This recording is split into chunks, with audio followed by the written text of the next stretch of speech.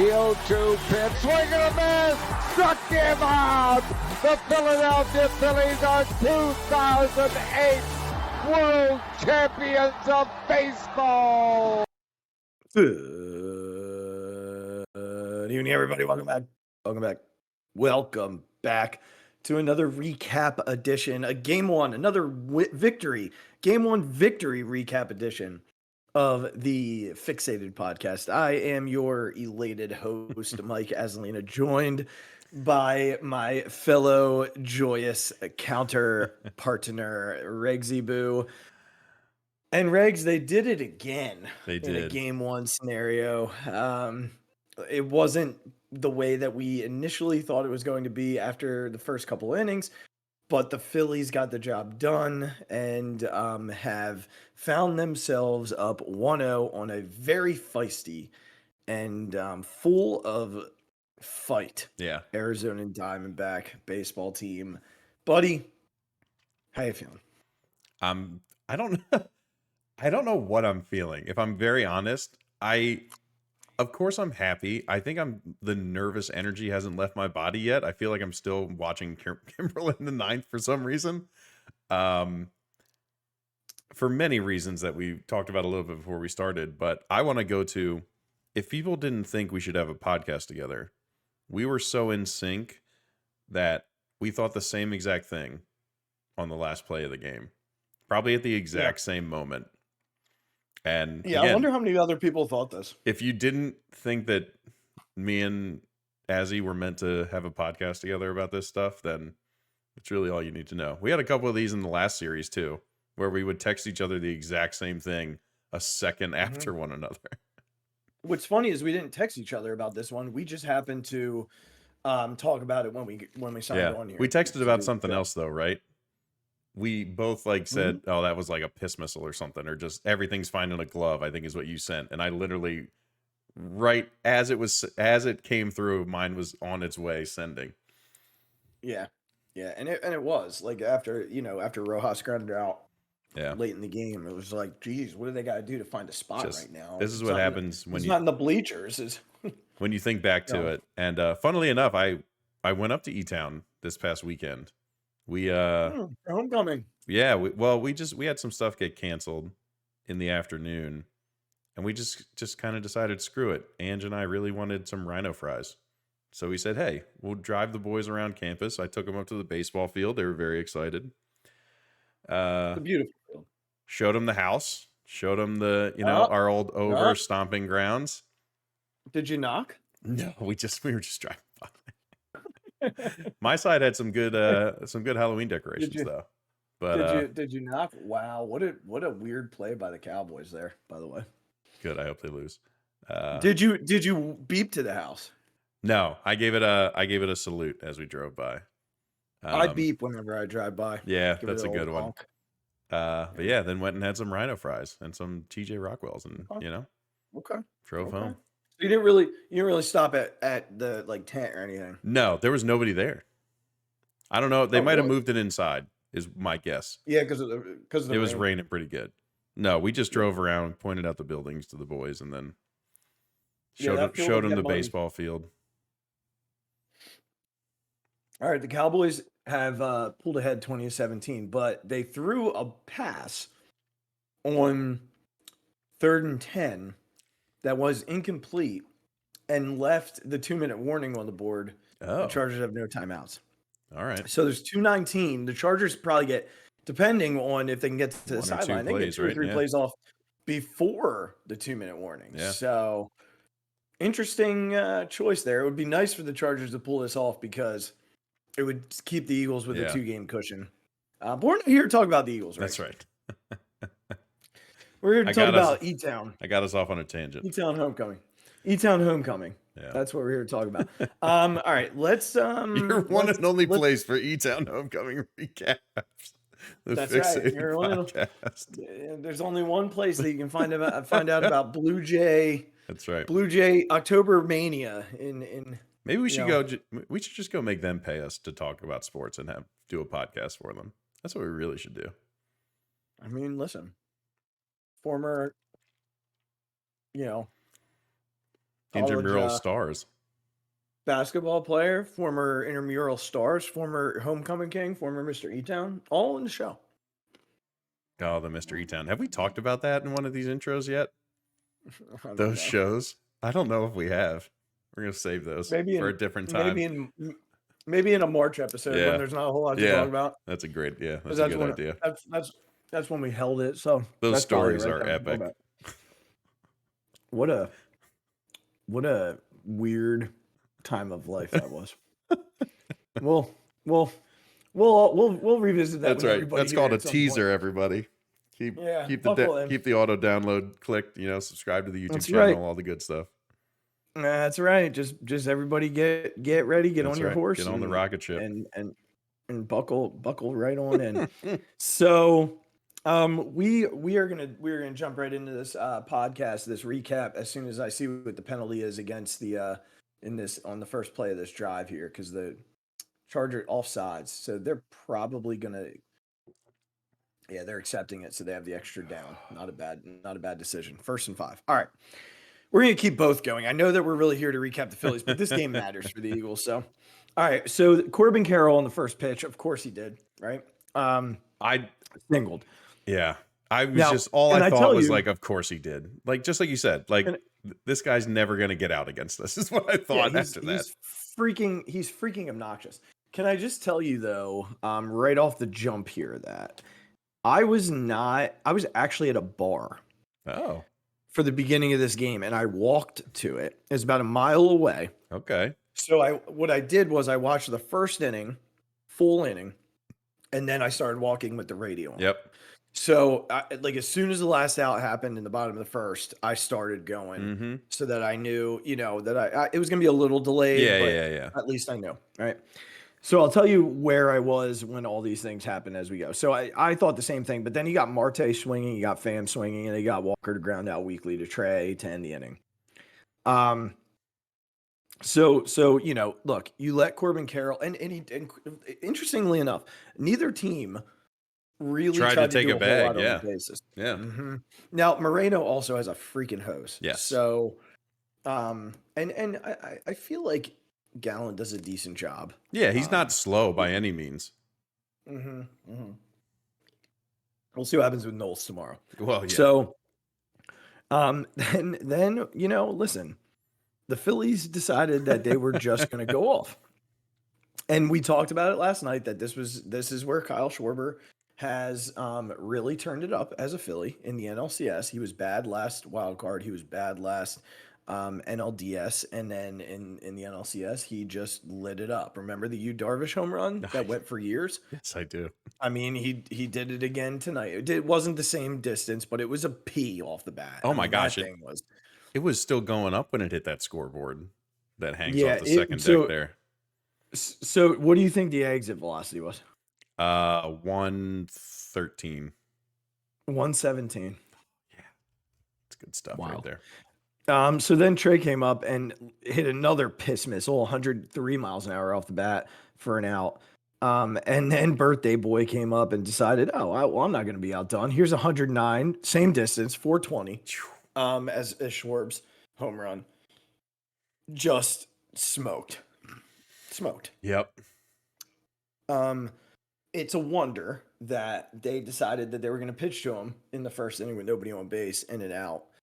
You almost think like at this point, unless now I was wrong. I'm wrong even saying this now, because late in the game with a runner in scoring position, they did pitch one. That's what I couldn't believe. Well, we'll get to it. Yeah. Then Bomer and Stott flew out to end the inning. Wheeler came out and did this was on my walk back. So I was at the bar for both home runs. My walk back, Wheeler just coasted. Yeah. Coasted. I mean, like real easy, weak fly ball, strikeout, weak ground ball to Bryson Stott to end the inning. And then the Phillies come back out in Herbert just got smoked. Third and about 10. Parsons. Jesus Christ, Parsons. Of course it is. So then JT struck out, and I was walking back with one of my coworkers, one of my colleagues. She's a Phillies fan. Their whole family Philly fans. And I said, it'd be really nice if Casty, stays did, hot here. Did it here. And all of a sudden you hear the call and she's like, nuh-uh, you did not. And I was like, I think I did. And he, sure enough, like torched it. Interception, game over, Cowboys win. Eagles hold 1 game. Not great. Okay. So the homer from Cassidy, opposite field, just, the guys that you needed to get going, got going, right? Yeah. Just exactly what you needed. Marshy Cade and Rojas grounded out to end the inning. But then, they get the 3rd run and Wheeler comes up and does exactly what you need him to do. Strikeout, and Corbin Carroll weak pop up to in foul territory to end the inning. So he works through the first 9 hitters with 5 strikeouts. And he's doing exactly what you'd expect Zach Wheeler to do, right? Like he's coasting through what I consider to be a pretty inferior lineup to what they just played. Yeah. Okay. Not a bad lineup, just an inferior lineup to what they just played. They come up in the 3rd, Schwartz strikes out, Turner doubles. And for some reason with the base open, they pitched to Bryce Harper. This was the one that I couldn't believe you pitched to him. Why would you pitch to him? Why would you do it? I get it. It's Zach Gallen on the mound, but at this, come on. This one was baffling. This one was baffling. Yeah. Even with Gallen on the mound, there's no need to do If there's ever a time to walk Bryce Harper, it's right now. It's practically textbook. Again, I am not a major league manager, but as soon as he came up, I said, they're walking him. I said, he's going to put the bat down, start, mosey over. Yeah. And then they started pitching to him and I couldn't believe it. I couldn't believe it. No, I will say the pitch that he hit, really good pitch. Yes. But that's what I mean. Bohm in that same situation doesn't have that kind of you know what I mean? It's just not the same. It's Bryce freaking Harper. Yeah. It's definitely it's not a great decision, but it's a decision they made. That's right. Thank you, by the way. And then they hit Bomer. Bryson had a good at bat and walked. And this is JT. Bases loaded. 1 out. Here we are again. Yeah. So all you need here is a fly ball, JT. Exactly. Nothing on the ground. Yeah. And he hit one on the ground and went 6-4-3. 6-4-3 a Muto. Can we do that? We used to do with Lieberthal? There you go. It just came to me right now. But they did add at least one more. Yeah, it's frustrating. And this is sort of where the whole mindset of they're leaving these guys on base, they're leaving these guys on base. Yeah. Now, here's something to remember. They did score in each of the first 3 innings. Yes. Against one of baseball's elites. Yeah. This is a dude who's up for the Cy, right? I think he was 2nd in the league in wins this year. Yeah. And pitched to a 3.4, 3.3, 3.4 ERA and a pretty tough NL West. So I understood the calls for more runs, but I'm on the other side of these messages and I'm like, y'all, listen, this dude's good. The fact that we're 4-0 on him right now is good. And Wheeler should be able to hold a 4-run lead, and even more so when it got to 5 a little later on. Yeah. And he did in the top of the 4th. Marte strikes out, Pham grounds out, Walker strikes out. Go ahead. I don't think you're wrong. I just think because of this season especially, it seems like we've been setting these records with runners in scoring position and just leaving them on base. It's just one of those things that you don't want to see. You just don't. When you think of, again, I'm not detracting from what the team did, but when you think of the best teams in baseball, they get those runs in, even with 2 outs. It just keeps happening. Listen, do I understand that Zach Gallen is very good? Absolutely. Do I understand that we watched Evaldi in the game before get out of bases loaded with nobody out against the Astros? Yes, this stuff happens. I'm not saying it doesn't happen. Is it a bummer that it was JT again? I think that maybe plays into it just a little bit for how much we've seen that guy hit into double plays in big situations to end an inning. I feel like that adds a little bit here, but it was just one of those things where it almost felt like game 1 against Strider, where you were like, yes, getting 3 runs against Strider is almost a miracle with how the Phillies hit Spencer Strider. But they also kind of just left a couple out there. And with a team that's scrappy like the Diamondbacks or with the Braves who have that offense, you're just like, gosh, some more runs would be really nice. It's a nice to have. It's not like it wasn't necessary to win the game because you're right, Zach should be able to hold it. It's just one of those things where you're just like, it'd be nice if this was 6-0 or 7-0. Like let's really put them away. Instead of 5, like even with 5, you're just like in the back of your mind, you're like, I don't know if it's enough. I don't know. Look, I don't disagree with any of it. Like I you look at the numbers, they were 2 for 10 with runners in scoring position. And I don't disagree with the need for at least 4 for 10. Like I get it. I'd feel a lot differently if they were 2 for 10 and it was 2-0 versus 2 for 10 and it's 5-0. And of course they're going to have to cash in on these runs when they play a team like Texas or even Houston. There's no doubt about that. But in a game like this, like 5 runs. Yeah, you're right. 5 runs against Zach Allen is very good. It's just very good. I understand the other side, and I just think, sometimes I think we forget that this is Major League Baseball, and you're not going to cash in every single time. Yeah. What I think the other thing that would bother me more is there's no traffic at all. Yeah. No, I think that's a fair point. Yes. If they have no traffic at all, the fact that there was traffic every inning, every single inning, is a telltale sign that this is a really good offense. Yeah. But you're just not going to cash in every single time. And you know what? The other thing that drives me nuts is that if they did cash in every time, I'd get a text message from somebody or everybody that would say, "All right, save some for tomorrow." Like, oh no, that's garbage. Yeah, that text message is absolute garbage.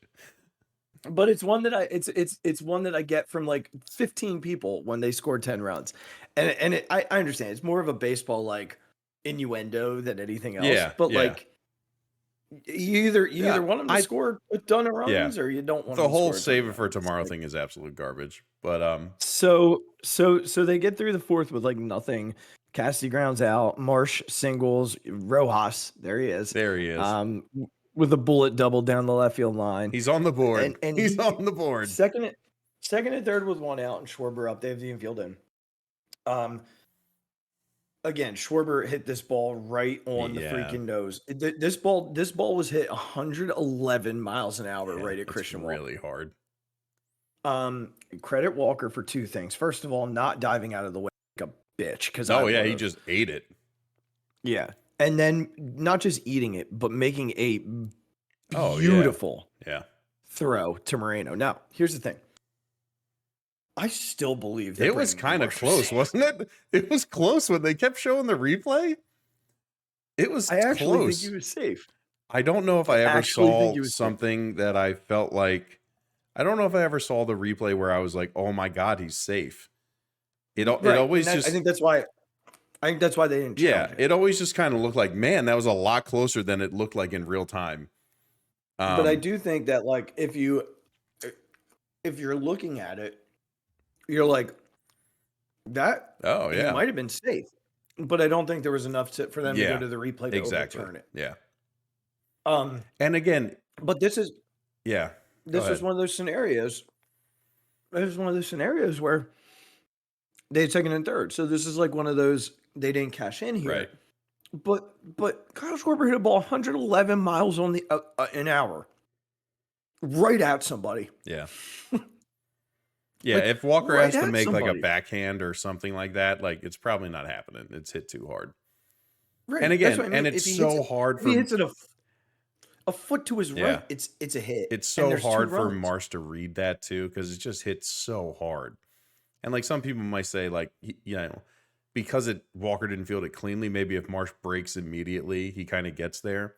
But you don't know if he's catching it in the air. Like it was hit It's hard. 100 miles an hour. It was like, that's a really hard read from Marsh on third base. And remember, he's playing in, so he's at like 85 feet. Right. Like he's not at 100. That thing feet. hits him, and Marsh feet. has taken 2 steps off his lead.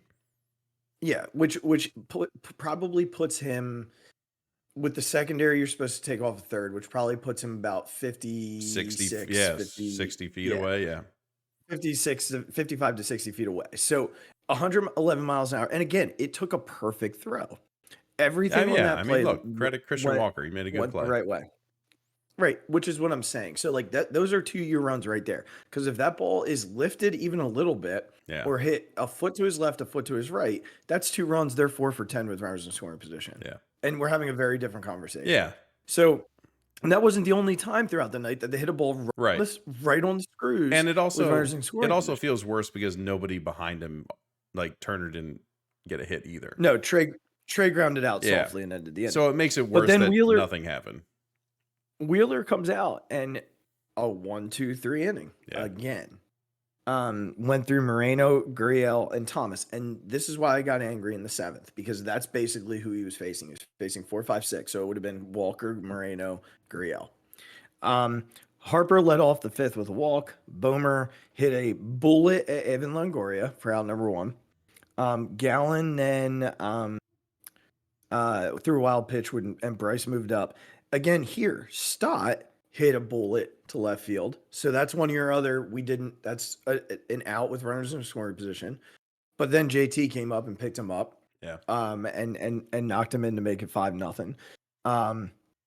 Gallen threw a wild pitch again, and then Castellanos struck out. So they had a runner in scoring position there that wasn't necessarily a ball in the screws. But I'm just trying to give some context to like the runners left on base.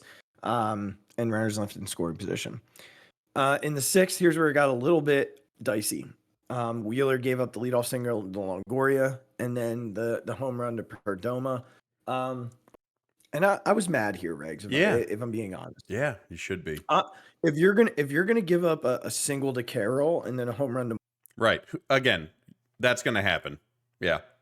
What are you gonna do? I'm gonna be like, yep, gotcha. Yep, gotcha. But 40-year-old Evan Longoria and the Geraldo guy who's hit 4 home Perdomo, runs in the regular season. But he killed us in the regular season. Apparently. Yes, he did. But even so, like, it's a guy you got to get out. It just can't happen. In the postseason, outs are at a minimum because there are so many good hitters that you face. Yeah. Geraldo Perdomo cannot be a guy that hits a 2-run home run off you in a 5-run game with nobody out. Yeah. It can't happen. Yeah. And then somehow he comes up and gets Carroll, Marte, and Pham with like the most ease I've seen. Right. So I think he was just pissed. And then in the 6th, the Phillies went down 1-2-3 for the first time all game. Kyle Nelson, the left-hander, came in and took care of business.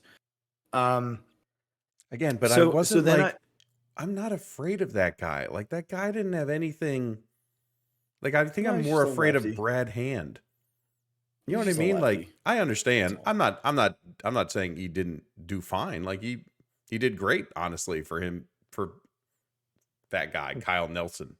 Like, but the stuff he had, I'm just not.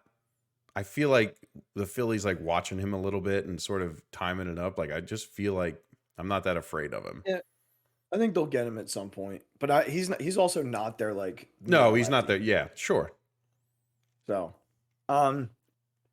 yeah, they didn't really have to use a lot of guys in their bullpen tonight. They did not, considering what the score was, and we did. So we only had to use 3. I mean, they're our best 3. They're our best 3, but sir. Well, yeah, that's another thing we could talk about. But this is what kind of ticked me off. Wheeler at 81 pitches. Yeah. And I understand that he did struggle in the 7th in his last outing. I got it. But I go back to, this isn't the Braves. It's not the Braves. Yeah. I do believe he could have gotten through Christian Walker, Gabriel Moreno, and Lourdes Gurriel. I do. I truly believe he could have. Yeah, I have. Instead, Sir Anthony. Let's get through. Yeah. Yep. Let's get through the inning. Yep. So Sir Anthony comes in and walks Christian Walker on 5 pitches, but the 4 balls were not even close. As a matter of fact, he almost killed Walker on ball 4. Yes, he did. Then he gets the ground ball from Moreno Jesus Christ. and throws it in center field. Yeah. So they have first and third with nobody out. He gets lucky because Gurriel hit a seed right at stop. They almost doubled off Moreno, but he got back. And then Thomas hit a sac fly to center field, and then they went and got Alvarado to pitch to who they thought was Pavin Smith, and then Manuel Rivera. Yeah, the good old double pinch hitter there. I haven't seen that in a while. Yeah, it's been a while because you haven't needed it with the pitcher. And then he got Rivera to ground out weekly to trade any inning. So I was not happy about the pull. I texted you immediately and said I hate that they're pulling Wheeler here. Yep. I don't understand it. I'm not okay with it. I think you could have gotten 7 out of Wheeler and just gone clean inning for Alvarado, clean inning for Kimbrel, 5-2. We go home feeling a lot more comfortable than we did 5-3. He decided not to. And honestly, I do feel like he might have messed up the bullpen a little bit for tomorrow night in doing so. But go ahead and give me your thoughts on that. Yeah. Here's my thought. Number one, I think Zach started to look tired. I don't know what it was. Look, am I saying, do I believe that he couldn't get those guys out? No. Of course I think Zach Wheeler can get those guys out. It wasn't the same inning in the 6th that it was in the rest of the innings. The fastball didn't have the same jump to it. The command, he lost the command a little bit. And unfortunately, this is sometimes what we saw out of Zach.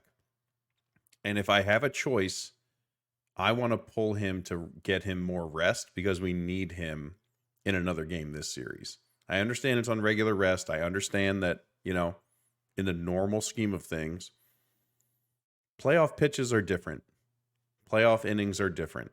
I know he cruised. I understand that. I just think that I honestly thought if he came up for another one, this game is 5-4. It was my thought. My honest to God thought was if he comes out for that next inning, they're going to score more runs. And look, yes, they scored more runs, but that's on Sir Anthony. Like, wait 1 second for Stott to get on the base before you throw the baseball. Yeah, I don't have as much. I mean, I wasn't happy about that, but I was more disappointed with the leadoff walk. Well, I agree, but like you got out of it. You did the job, and you got a ground ball back to yourself. All you have, it got back so quickly. All you have to, you could have waited 2 seconds, and Walker's not even close to second base. So it was just a bad play that leads to that run. So yeah, but like again, like I understand. You're right. You're 100% right. But like leadoff walks are always the absolutely, everything bad. And my biggest frustration is if you're taking Wheeler out, why are you going to a dude who has this? I don't know. I'm just struggling because Wheeler has walked like 2 dudes his entire postseason. I honestly, we ranked relievers in our last pod. Hoffman is over Sir Anthony now. I want to see Hoff in these situations now, and that's fine. I get it. I looking back at the stats the inning before, he was down to like 94, top 95. Yeah, and it just wasn't. It didn't feel. I don't know how to explain it other than it didn't feel the same. Because there are some nights that even Wheeler at night, like even tonight, he wasn't throwing 98. He was. No, I think he was trying to go deeper. No, I understand, that 96 still had life to it. You know what I mean? Yeah. Yeah. I just think in that 6th inning, I saw something was different. Something was different. I honestly, you want to know why I think he took him out? Why? I think he took him out because he had PTSD to last week against Atlanta, and he left him in. And exactly what you feared happening is what happened. And I go back to this lineup is not the Braves. You're right. You're right. I just feel like if you allowed a base runner, then you go get somebody. Yeah. I don't love pulling your dude at 81 pitches in game 1 when I don't know, it just No, didn't feel right, and he didn't. I'll tell you what, Wheeler didn't look pleased in the no. dugout either. Listen, He again, didn't it's look one of those happy. things. It's like, you're right. I don't think you should be pleased. And I mean, I don't want him to be happy about it. Exactly. Listen, I don't think either of us are any more right than wrong. You know what I mean? It's like, it worked out, you won the game. If Serb makes one throw, they probably don't score another run, and that inning is completely different. So again, it's a lot of hindsight. Yeah. And Yeah. but look, the only positive that I'm going to take from it, and quite honestly, Azzy, this is like the biggest positive that I can try and take from it, is that you saved 15 pitches of Zach Wheeler's arm. Like, he got tired last year. We have a whole nother potential series that this guy has to be the ace for. So I wasn't so mad about it because he looked a little bit off. He looked a little bit tired. If you get him out and Sir makes one throw, everything's hunky-dory, right? Everything's cool. And Yeah, it didn't work out that way. You're right. So it's difficult to win that argument. I understand. But with the way Wheeler was looking in my eyes, I was happy to get him out of there and get him some rest. Here's my biggest concern about this, because okay, so we'll go here and then I'll talk about my concern. Turner singles, and this was the one time that I was angry about not cashing in. They make a huge mistake, throw the ball away. Turner gets a second, and then Harp 3-0. That just not a great at bat. No, God. Missed the ball that I thought he was going to hit about 500 feet, like by this much when they showed the replay. Now, and so while that was frustrating, Bohm hits another piss missile right to at shortstop. Somebody. Yep. For out number 2, and then Stott rolls over on a changeup. And then they bring. Not only does he roll over, can we talk about this for a second? Stares at middle for strike 1. What? I just think Stott's eye is off right now. He's staring at pitches that are right down the middle. And I understand, like, the whole 2-strike thing. He's not doing that right now, man. He's not having the same at-bats. He's not happy with those little pokes to right field that we're used to Stott from last year. Look, I understand he had the most hits with two strikes in the entire Major League Baseball. I understand that. I'm just talking about this specific moment right now. He's not looking to just dink the ball into left field. Well, I don't know he's not looking to do it. I just think he's being fooled. Like, I think he's still trying to do the things that he's done. He's just his fooled. eye is off, though. I mean, like, his eye is off. Yeah, but that doesn't mean he's not trying to do it. It just means that he's not in the right place mentally. Yeah, he's not seeing the ball the right way. Right. I don't think he's not trying to do the things that he's been really successful at doing. And they're just pitching him differently, and he's not seeing it the same way. Right. And maybe, but I just think his swings on outside pitches aren't the same. And again, that comes down to he's not recognizing it. You're right. Yeah. Yeah. Because I still feel like the approach in and of itself is there's similarities to what we've seen all year. It's just like that changeup, that changeup in that inning with Turner on second. That's a ball he usually either fouls off, or slices the other way. Right. And right now, his hands are so far out in front of him, he's not waiting back because he is getting jumpy. He's not sure what's coming. Yeah. They're pitching him differently, and even if they're not pitching him differently, he's just not seeing the ball the same way. Right. It's not an ideal time to go into a slump for one of your best, most clutch, and most dependable contact guys. Yeah. But he's in one right now, and he's got to work out of it. He's been really roller coastery since September, and they've been short bumps. Like he's been good, and then he's been bad. Then he's been good, then he's been bad. It hasn't been wow. It hasn't been that. Yeah. So they move into the top of the 8th, and Alvarado's still out there. Perdomo called out on strikes. I think that was a gracious strike 3 qualified. It was. I'm thinking of the yeah. Then Carroll, he got on one pitch. That was enormous. Yeah. And then Marte smoked a ball into left field, and so now you're facing Tommy. It's really like, we got to get Pham out here, because I really felt like Hoffman was going to come in, and that made me nervous. Yeah. So he did. He got on the line out right to Bryson. But here's my concern. Alvarado threw 15 pitches over 2 innings tonight. He had to do up down. Yeah. I don't know, and I understand it's the postseason, but what we're saying about Wheeler is we don't want to overuse Wheeler. If you're running Alvarado right back out there tomorrow night for a big spot, and you're going to keep doing it every game, then by the time you get to Game 5 of the World Series and you bring him in to face somebody in that Corey Seager. Yeah, right. Seager's going to put one 27 rows deep, and people are going to be pissed at Alvarado, and that's just not fair. Because there is such a thing as overuse and overexposure, and when you have good major league hitters like Seager and like Low. No, Yordan Alvarez. When you have guys like that who 100 doesn't bother them. So I have an opinion. I think Topper wanted to get Game 1. We've not won a Game 2 in 2 years.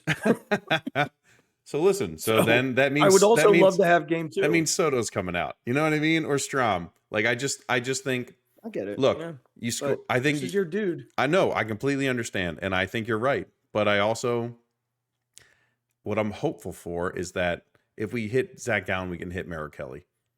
You know what I mean? Like, you've proven that you can hit their best guys.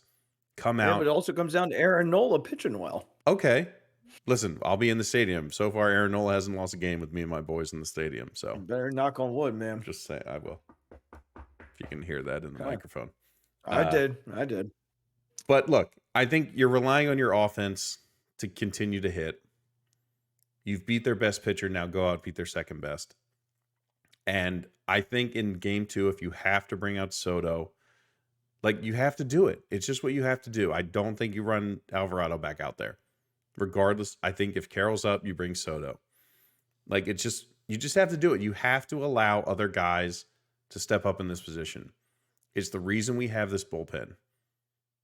I understand that Alvarado is your best guy, but you did what you had to do in Game 1 to make sure you got a win and to make sure that you, like, all those fun percentages about whoever wins the first game, come true for you. You have to send out your other guys. Is it ideal? No. I agree with you. It's not ideal. It's not what we would want. But these guys just can't be sitting on the bench out in the bullpen all day. So you got to step up. You got to do your job. So here's I'm gonna say a couple of things to that, because there are things that I absolutely agree with, and then there are things that I'm not necessarily on board. Beautiful. On board with. The first thing I will agree with, other guys have to do their job, and we saw those guys do their jobs in the DS, right? Like the Soto appearances against Olsen. Strong. He got one of their toughest hitters out in big spots. Strami came in and got big outs for them. Yep. Right. 100%. Agree. They got to be able to do their jobs. Where I'm having a hard time is, we had to get Game 1. Yep, absolutely. But what do we say in every single series that we've played on the road to start? We got to take home field. Yeah. We don't want to give them home field. No, you're right. Yeah. Like I disagree from the lens of, we got game, whatever. No, I'm not on board with that. Like, you've got to win Game 2. You cannot give Game 1 and say, all right, well, we got game, did what we do. We're not playing on the road anymore. Yeah. Like, you've got to protect Citizens Bank Park, because if you win both games here, they have to come back no matter what happens in Arizona.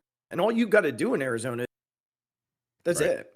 And then you get to come back home and deal with it. Yeah. So what I'm struggling with is, look, we know Aaron's been really good in the postseason. Last postseason, this postseason, Aaron has been phenomenal.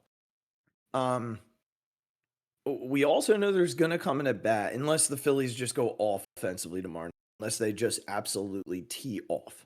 There's going to come a point, and the Game 2s haven't been their thing. Yeah. It's just simple as that. It's not been there. They have not won a game. The only Game 2s they won have been wild card series. Yeah. NLCS, World Series last year, and so far this year, they've not won. So there's going to come a point tomorrow where Corbin Carroll or Ketel Marte are going to come up in a big spot. And look, he might go to Alvarado. He might. And Alvarado might get the outs. He might not go to Alvarado and tell us after the game that he couldn't go to Alvarado after the up down in this game without it. And I will tell you right now that if he does not go to Alvarado and that costs them the game because Alvarado couldn't come back out after an up down, I'm going to be unbearable. Yeah. For a lot of reasons. Now, if he comes back out, if he brings him back out, proves me wrong. Great, good. I'm very happy. But it worries me that he threw 15 pitches. If it was a 15 pitch inning, right? Yeah. I'm not concerned about him coming back out.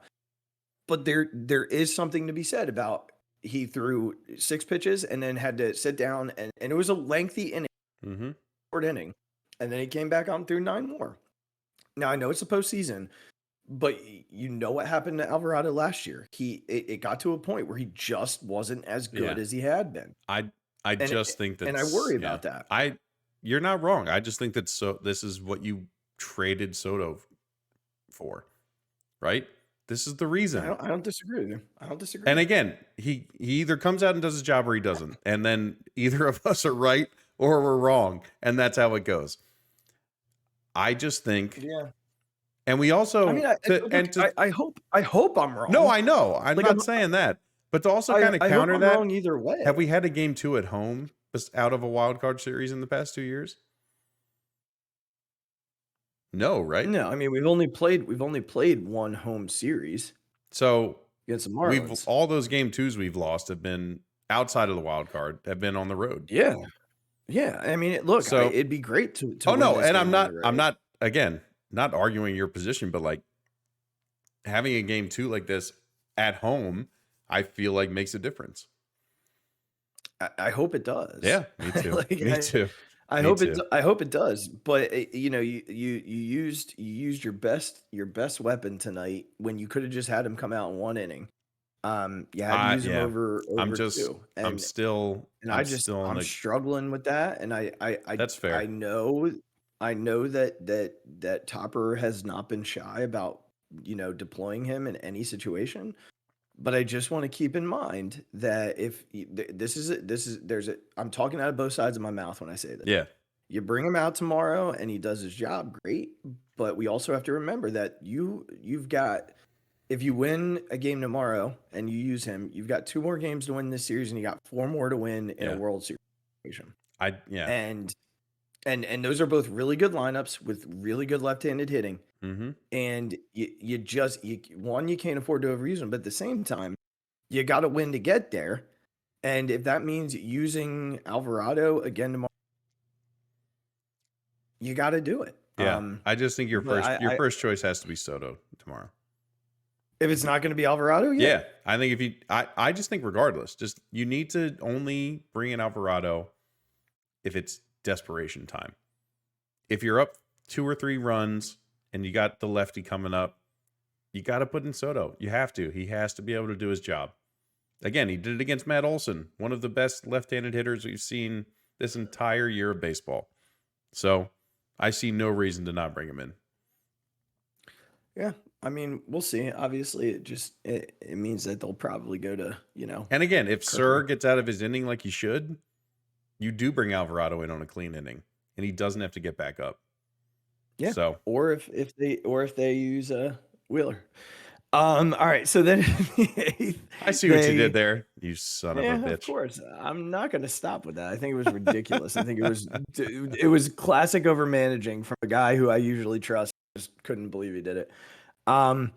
So in the 8th, the only thing exciting that happened in the bottom was a Brandon Marsh walk, and then Ross hit a steed at second base to end it. And then Kimbrel came out in the 9th, and certainly he's given us our scare over the course of September. In the postseason, though, I mean, He's been pretty good so far. Mhm. Not without his moments, of course. He's making us nervous, and of course, I just knocked on wood. I also knocked on wood heavily when they said 9 for 9 in the postseason in his career. Perfect, not blowing a save. Like, of course, we have to hear that as we Yeah, right. um Yeah. sit through the 9th inning. But he blows away Christian Walker. I mean, That was a absolutely huge blows out. him away. Like, just blows him away. It's like we talked about. Walker scares me so much. Again, he took Yeah. that curveball deep, Yeah. but luckily Yeah, it was a little early on it. Yeah, he's really good. So he ends up striking out, and then but this was where, and it was a really good point. I think it was Frank Core who used to play with Kimbrel. The only time that Kimbrel loses effectiveness is when he loses the zone, and the only time he loses the zone, he uses it for like two batters, hitters, yeah. and then he's fine again. Yeah. And he lost it to Moreno. Credit Moreno is a good at bat, and then he got a pretty generous 3-1 call to Gurriel. And then Gurriel hit a bullet at Bomer. And this is the play that you and I were like, oh boy, because Bomer made a nice backhand play and then threw, and I thought that ball I actually thought it was going for the right field stands. It looked so high out of his hand. As soon as it left his hand, I was like, oh my God, he threw it too high. He overthrew him. Yeah. That's and I think the only thing I thought is that I was hoping Stott was going to be able to get it and at least come down to get one. But I'm just like, they blew the double play. I can't believe it. And yet, like, was it high? Yes, technically. Stott had to reach up. But Stott with his cannon arm, made a great transition and throw. Yeah, I mean, you don't have to throw super hard with Gurriel. Yeah. Like, he's, he doesn't not the quickest. Yeah. No. But still, didn't just really like, again, I talked about this before we started. For Bohm, who had hit some missiles finally barreled some balls, but hit them right at people. It was still a frustrating night at the plate. For him to just make that play in that big of a situation is great. Like, it was great. It was a testament to the work he's put in as a defender, to the fact that we expect him to make that play now. Our first thought is not, oh no, like, please God, make a good throw. It's like, Alec, if you don't make this play, like, what happened? Right. So, I mean, if he doesn't make that play, we're having a very different conversation tonight. And again, I don't feel like Kimbrel gets that many ground balls. He just doesn't get that many ground balls. And he got one in a huge spot. Yeah, I'm just a really good job by a veteran pitcher, and a really good job by this baseball team tonight. Like, we've had our conversations and our disagreements throughout the conversation tonight, but at the end of the day, like, you want a game against a really feisty team who, like we talked about, has come out and pretty much just beat both. Who's coming in with a opponents. ton of confidence. Yeah, well, yeah, they're playing. They've said it. They know they're playing with house. They know they've been hot. But I think what's important is that you put a little stoke in the fire tonight. Well, let me start here. You started to put the fire out, and you got up early, but letting them kind of creep back in and even have the tying run at the plate in the 9th, like. You restoked it for him. Yeah. So again tomorrow it's going to be on 2-7 to come out and good for establish some dominance and then let the offense take control like they did tonight. Because like we said, it's been great to get back to Citizens Bank Park by stealing home field advantage. The last thing you want to do is give Arizona any glimmer of hope going back home. Yep. Because they have to win tomorrow. And because the pitching matchups are terrible for them after this game. There's a lot of pressure on Merrill Kelly. Yeah. And if he doesn't come out and do his job, and the Phillies win this game, going back to Arizona with bullpen games on tap. The Phillies have a clear pitching advantage in the next couple games. Correct. And all you have to do at that point, like I said, is win one game. That's it. You just got to win one game on the road. If you win one on the road, you get to come back here and you're set up pretty well. Yeah. Granted, if you go out there 2-0, I fully expect it doesn't come Oh back to yeah. Philly. Yeah. But it really comes down to a matter of, you got to get it. You got to get out of here Yes. 2-0. I don't care what it takes. Yep. You just got to get out of here 2-0. Because if you can do that, I mean, think about what Houston's facing right now. Oh You're yeah. already right now. You're in a better spot than Houston is. They're down 2-0 and they're going to Texas. Right. Exactly. And Verlander can't go till earliest game 4. I don't even know if he's gonna be able to go. He might have to go. Yeah. So they're in a world of hurt right now, and they look dead in the water. Which sucks for us because it means we wouldn't get home field series. Yeah. But at best, like, I just keep asking for the Astros to win a game or two. That's it. Just win a game or two and give us a shot to get our feet under us. Mm-hmm.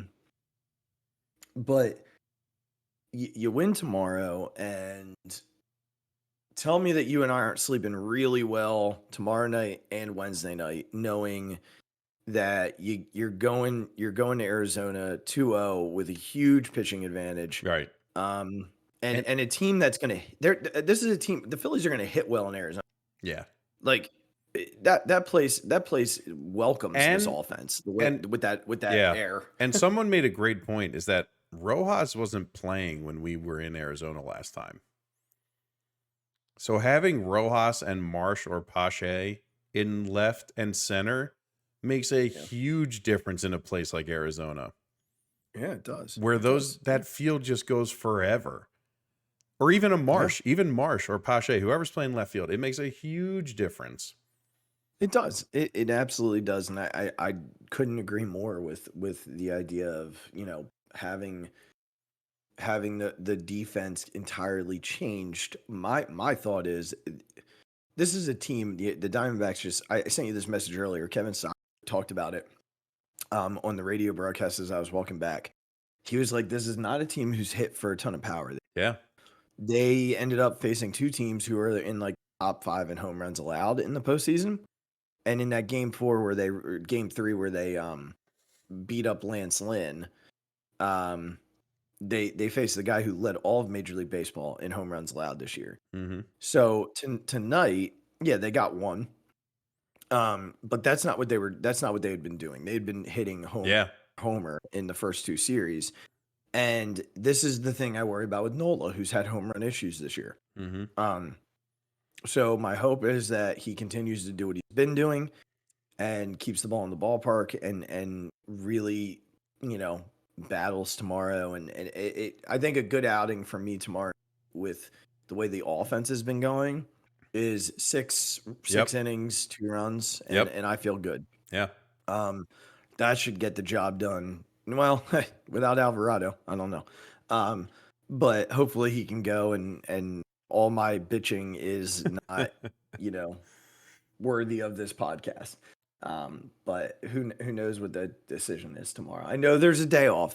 Only holdover that I have about being able to use Alvarado. There is a day off between games 2 and 3. But Rangers going in game 3. So I just think Soto's your guy. Rangers not had a leash. Ideally, what would be beautiful is the offense just shows out. Right. They get a big lead. In a bullpen and game, and even Ranger can go 6. Nola can get you into the 7th inning, and you can use like Kirkering and Strom even, and Strami or Lorenzen to close that. Like you get to that point, you use those 2 guys like they did in game 3. Yep. You can do that tomorrow night. I feel worlds better, because then Kimbrel doesn't have to throw. Sir Anthony gets an extra day. Alvarado gets 2 days off. And then when you get to the Ranger game, you've got everybody with 2 days that you're going to. That's sort of where my head is. Just come out, get like a 5 or 6 run lead, rush tomorrow, and let's just make this easy. Yeah, that's kind of what I'm hoping. I do think that the offense is still feeling themselves. It'd be nice to get a couple of runners on base for these home runs. It would be. That'd be nice. what is it, like 6 straight Yeah. solo home runs? Like, Mhm. can we get one with dudes on base, please? Like, just one time, tee one up and We'll figure it just out. We'll figure it out. I feel another win tomorrow. Attaboy. I feel another win. So do I. So let's just make it an easy one. How about Yeah, let's do that. That'd be great. all right. Well, listen, just as a reminder, we will not be doing a recap podcast tomorrow night. Regz will be at the stadium. By the time he gets back, I'm going to be passed out in bed, getting ready for my last day of my own 10-day road trip. That's right. Out between the West and the Midwest. I'm home. So the two of us will not have a show until Thursday evening after game 3. So game 3 is at 5 o'clock on the East Coast.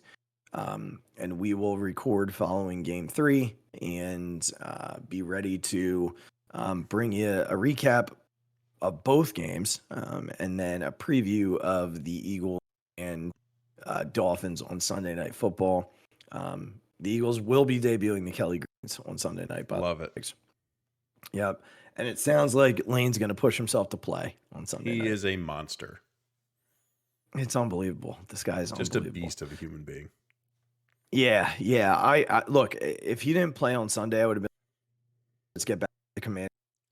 But it certainly sounds like he's going to at least give it his best shot. And good news on Reed. Nothing broken in his rib. Nothing broken. No broken rib. Yep. That's huge. It's a big deal. I mean, they need to get Slay back, though, for this week. Yes.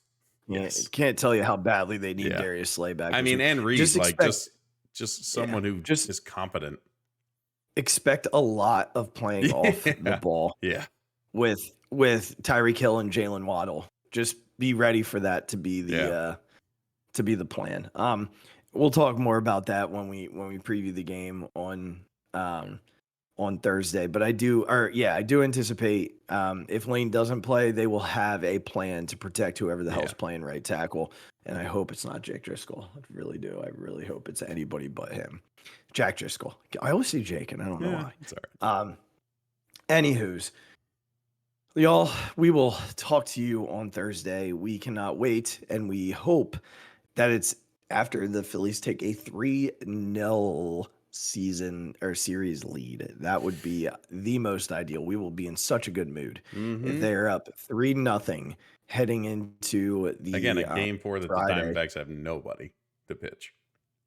Yeah, I mean, they'll put somebody out there. But again, They're, it's not going to be, again, the Phillies hold such a significant advantage in a game 4 with Walker and or Sanchez or both at their disposal. And that's what I think it's going to be. I do think it's Walker and then Sanchez. Yep. Or they just go Sanchez and see what the hell happens. Yeah. That's also a possibility. And truly, if they're up 3-0, they could F around and find out and do Walker in game 4. And if that doesn't work, go Sanchez in game 5. And if you sneak one of those, great. If not, you got Wheeler. Yeah. But I fully anticipate that they won't go that route. So, anywho, thanks so much for listening. We'll talk to you on Thursday with recaps of both games 2 and 3 and a preview of Eagles Dolphins. Until then, subscribe, follow, do all the things. And most importantly, Phils, I'm going to need you to take care of your business tomorrow. Go get him. Go get him. Let's go, Phils. Come on. Oh, my God. Don't lose a game that I'm at. Way up there and way out of here. The Philadelphia Eagles are Super Bowl champions. Eagles fans everywhere, this is for you. The 0-2 pitch, swing and a miss, struck him out. The Philadelphia Phillies are 2008 World Champions of Baseball.